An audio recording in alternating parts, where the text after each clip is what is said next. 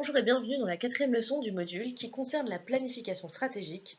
Dans cette leçon, nous explorerons les particularités de la planification stratégique et de sa mise en œuvre, en nous concentrant particulièrement sur l'entrepreneuriat social.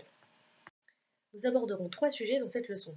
La stratégie Blue Ocean qui recherche l'innovation et l'unicité, l'efficacité et l'efficience organisationnelle et administrative qui explore comment la structure de votre organisation doit s'aligner sur la stratégie et comment maintenir un processus continu de planification et de développement de cette stratégie. Enfin, nous examinerons l'engagement d'une équipe interne qui est le point essentiel de votre projet entrepreneurial, voire plus important que celui des clients. Commençons par la stratégie Blue Ocean. L'histoire de la stratégie Blue Ocean et de sa méthode est à la fois intéressante et précieuse. Elle s'oppose à la stratégie Red Ocean, où les entreprises s'affrontent dans un marché concurrentiel, sans merci, afin de conquérir la clientèle et des parts de marché. La stratégie Blue Ocean, au contraire, navigue dans un environnement qui, en premier lieu, ne possède pas de concurrents. Au lieu d'être compétitif sur un marché existant, vous créez un nouveau marché grâce à une offre de services innovants. Dans un premier temps, vous serez libre de toute concurrence jusqu'à ce que votre modèle attire de nouveaux compétiteurs. Vous créez et capturez à la fois une nouvelle demande, au lieu d'exploiter et de lutter pour la clientèle d'une demande existante. Vous brisez les compromis valeur-coût, vous acquérez de nouveaux clients de façon éthique sans réduire la qualité de ce que vous proposez ou offrir des prix inaccessibles sur le marché, ce qui est essentiel dans une entreprise sociale. La valeur se transforme également en valeur sociale, ce qui pourra éventuellement créer une nouvelle demande pour votre service. Vous alignez l'ensemble du système d'activité de votre entreprise sur la recherche de la différenciation en limitant vos coûts, ce qui vous permettra de recevoir le soutien du public. En conclusion, l'entreprise sociale s'inscrit parfaitement dans l'application de l'approche de stratégie Blue Ocean, car le modèle commercial et économique de l'entreprise sociale est nouveau.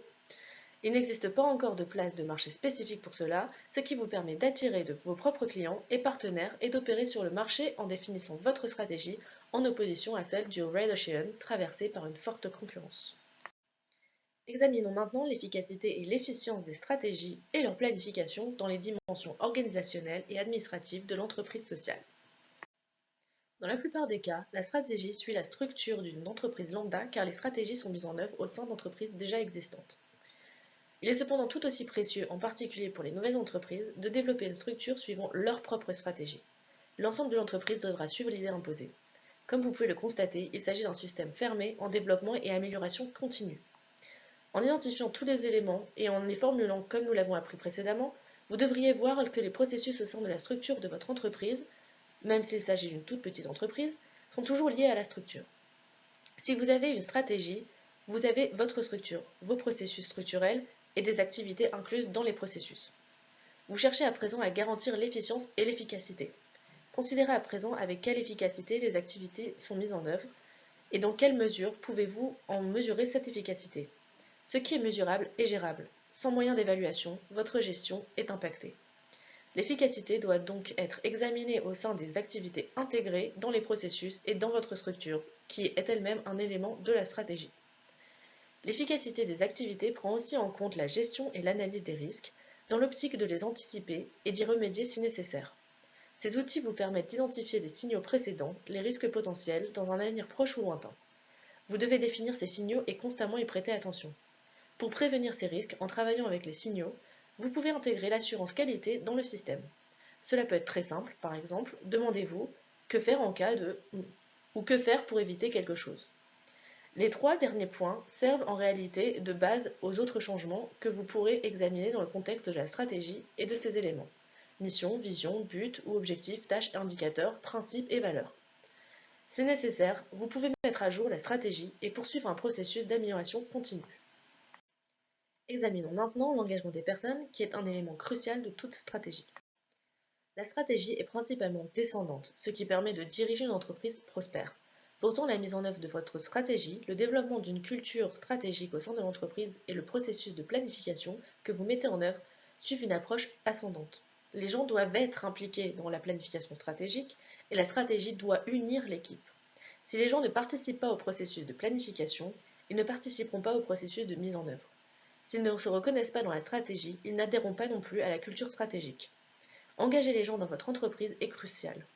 Quoique nous entendons souvent le client est roi, le client a toujours raison, ou notre but est d'avoir des clients, Il existe une approche alternative venant de Richard Branson, un entrepreneur connu pour avoir changé certains aspects de l'entrepreneuriat. Il considère que le client n'est pas la priorité. Les employés passent en premier. Si vous prenez soin de vos employés, ils prendront soin de vos clients. Vos employés et les membres de votre équipe doivent être impliqués dans la planification de votre stratégie. Pour renforcer l'apprentissage de cette leçon, je vous invite à avoir une vision globale de votre marché, de ses contacts, de sa localisation, de sa densité, de ses actions et de ses particularités. Posez-vous la question de ce que vous faites ici. Revenez aux éléments établis dans votre stratégie et observez où ils s'intègrent.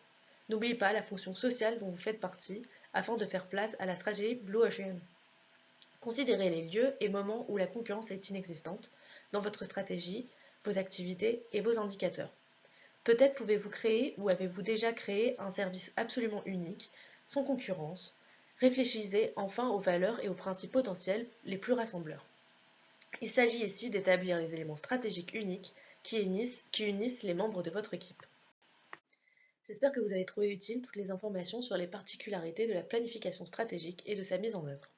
Pour résumer cette leçon, nous avons regardé comment l'entrepreneuriat social s'intègre parfaitement à la méthode Blue Ocean. La stratégie fait et restera partie intégrante de la gestion des processus et du cycle d'amélioration continue de votre entreprise. Elle se doit d'affiner la gestion quotidienne de l'efficacité des processus, grâce notamment à l'identification des signaux prévalents au risque et les dispositions mises en place pour les éviter. Enfin, la stratégie fédère les employés, principalement grâce à la définition de vos valeurs et principes encodés dans votre stratégie, et ce, en collaborant avec les membres de votre équipe. Je vous remercie et je vous vois dans la prochaine leçon.